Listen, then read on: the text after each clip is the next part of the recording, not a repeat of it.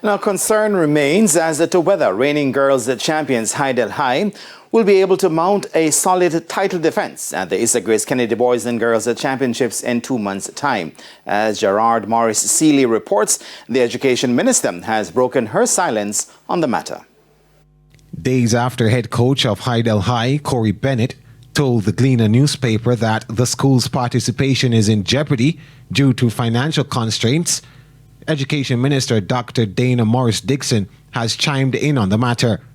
Responding to queries from TVJ Sports at Wednesday's post-cabinet press briefing, the minister expressed alarm about the accusations, given her ministry's increased involvement in the school's progress. If the ministry is going to take over an institution, there are prior obligations, financial obligations that we don't necessarily take on. So those conversations have been taking place. And so I'm not sure what's the basis of his concern, because the ministry has been extremely kind in reaching out and supporting, even in terms of offering letters of support to creditors on their behalf. In an interview with the Jamaica Gleaner, Bennett said the school's preparation has been hurt significantly by a lack of funding, receiving limited support from the Ministry of Education and the school administration, with the prize money from last year's triumph being turned over to the ministry.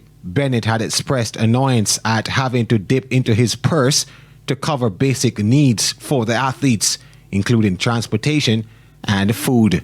Meanwhile, Senator Morris-Dixon insists her ministry is committed to sustaining the sporting reputation within high schools. They are one of our best programs. And so as a ministry, we endorse all of our track and field and other sports programs. You know, it's not just track and field. Yes, we're known for track and field, but every single area of sports is very important. The minister says she intends to have another conversation with Coach Bennett on the issue. The Issa Grace Kennedy Boys and Girls Champs are set for March 24 to 28. Gerard Morris Seeley for TVJ Sports.